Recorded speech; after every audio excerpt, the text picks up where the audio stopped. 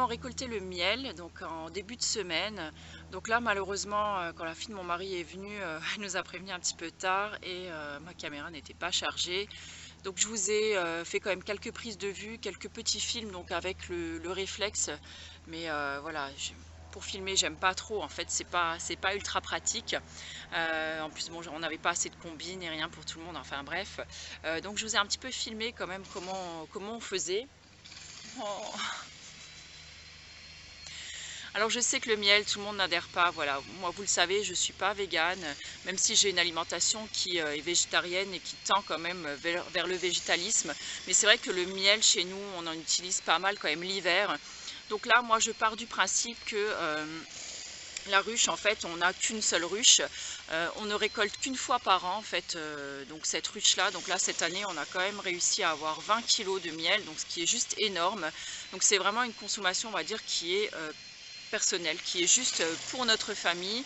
Et si j'offre, on va dire, un pot par-ci, par-là, voilà, quand je suis invitée ou pour faire plaisir. Mais je ne vais pas en faire commerce. Donc personnellement, ça ne me pose pas plus de soucis que ça. Bon après, j'ai pas envie de rentrer non plus dans un débat. Moi, je respecte les convictions de chacun, donc j'en demande pareil donc en retour. Et donc voilà, en tout cas, je suis ravie parce qu'on a un miel qui est d'une excellente qualité. Il est vraiment délicieux. Je vous expliquerai donc sur les images, je vous mettrai une petite voix off pour vous expliquer donc comment on a extrait ça. Et en fait, il faut savoir que c'est un miel donc de qualité crue puisque c'est un miel qu'on n'a pas fait chauffer et c'est un miel qui aura gardé en fait toutes ses vertus, tous ses nutriments en fait. Il est bourré d'antioxydants et apparemment il garde même les vertus des fruits sur lesquels les abeilles ont butiné. Donc ça peut être vraiment très intéressant d'un point de vue nutritionnel et santé. Donc ça, je trouve que c'est vraiment plutôt très bien. Ensuite, une fois qu'on a récolté le miel, ce qu'on appelle une hausse, en fait, c'est la sorte de palette, je ne sais pas trop comment vous expliquer, en fait, c'est un cadre en bois dans lequel sont mis en fait les, des autres cadres en fait avec les alvéoles. Il reste toujours encore du miel dedans, donc là on l'a remis à côté de la ruche, on leur a laissé pendant 2 jours donc aux abeilles et en fait elles vont venir se nourrir, elles vont venir elles reprendre le miel qui reste à l'intérieur, donc on en a laissé quand même pas mal dessus, donc comme ça en fait elles vont pouvoir maintenant faire leur stock pour l'hiver, donc là maintenant on ne les embête plus jusqu'à cet hiver. Donc ma belle-fille donc a remis un cadre neuf en fait à l'intérieur, des cadres propres, donc pour qu'elles puissent refaire leur stock de miel. Donc là on va les laisser donc maintenant tranquilles jusqu'à l'été prochain. Je pense qu'on va juste intervenir sur la ruche peut-être avant l'hiver. Je sais qu'elle aime bien resserrer les cadres justement pour qu'elles aient bien chaud les abeilles et surtout qu'elles ne meurent pas durant l'hiver. Et elle met également des films de protection, des films je sais pas, de thermoprotection, je ne saurais pas vous expliquer, justement pour qu'elles aient bien chaud et surtout qu'elles ne meurent pas de froid durant l'hiver. Donc voilà, ça peut, ça va, je pense, ça va bien les aider justement à passer l'hiver. On ne sait jamais quel hiver on a ici. Il peut faire très froid comme pas du tout. Donc voilà, on n'en sait rien, on verra ça. C'est plutôt cool. Moi, j'adore en fait le principe d'avoir des abeilles dans le jardin. Et j'espère qu'elles se sentent surtout très bien chez nous, qu'elles se sentent comme chez elles surtout. Et elles sont dans leur petit coin là-haut, elles font leur petite vie. Et ça, je trouve que c'est juste génial. Voilà, écoutez, je pense que pour aujourd'hui, j'ai fait le tour avec vous. Moi, j'espère que vous passez écoutez, un bon été ou que vous avez passé un bon été. Je ne sais pas à quelle date je posterai cette vidéo. Je vais essayer de la mettre pas trop tard pour que vous arriviez un petit peu à suivre quand même au niveau des vlogs du potager. Et quant à moi, écoutez, je vous retrouve tout bientôt dans une nouvelle vidéo. Je vous embrasse très fort, prenez soin de vous et à très bientôt. Ciao! Bon, comme vous pouvez le voir sur les images, on a fait ça vraiment de manière artisanale et absolument rudimentaire, donc avec les moyens du bord. Donc là, en fait, on découpe avec un couteau spécial, en fait, la pellicule de cire qui se trouve sur les alvéoles afin de pouvoir dégager le miel par la suite. Ici, à l'aide d'une fourchette, on vient dégager les derniers opercules où il reste encore un petit peu de cire dessus afin de vraiment extraire tout le miel.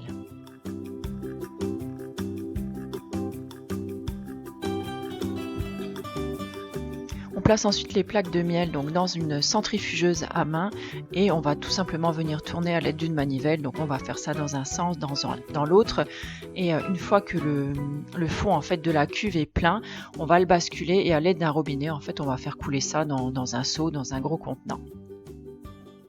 Salut à tous, on se retrouve pour une nouvelle vidéo au potager. Donc aujourd'hui je vais vous emmener dans le potager forcément pour vous montrer un petit peu toutes les nouveautés qu'il y a eu, parce que ça y est, il y a plein de choses qui sont sorties et c'est franchement trop cool.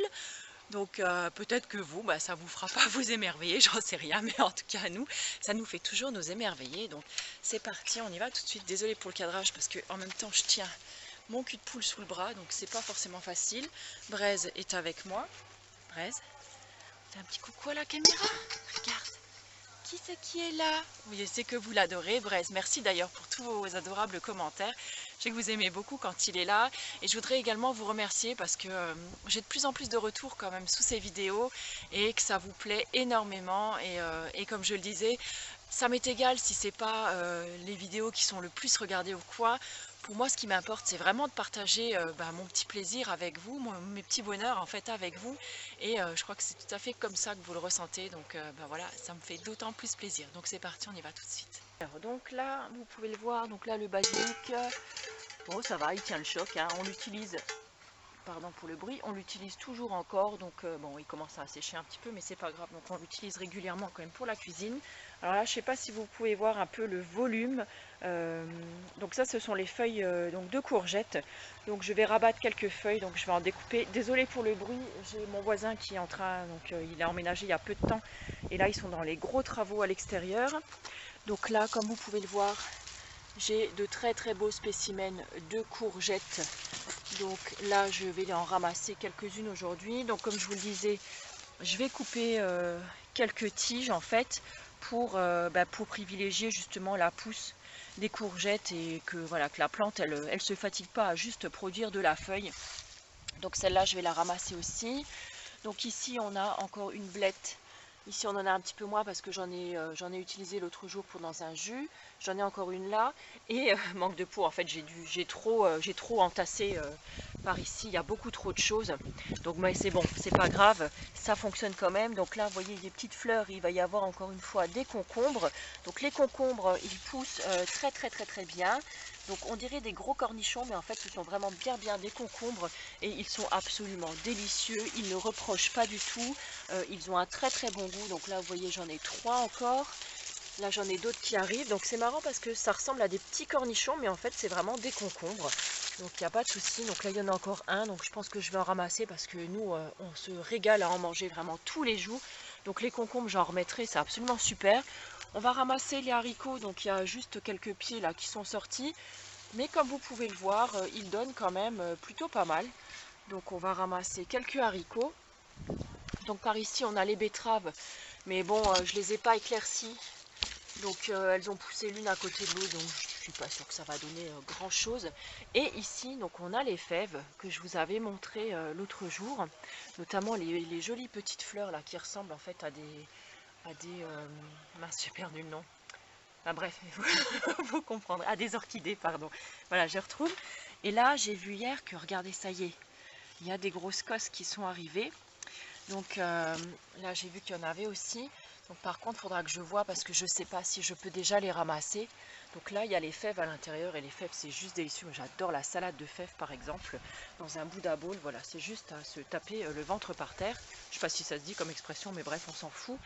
Donc là, j'ai une pauvre tige de carotte qui arrive. Là j'en ai une deuxième et je crois que c'est tout ce qu'on aura en carotte cette année. Je sais pas, ça a vraiment pas pris.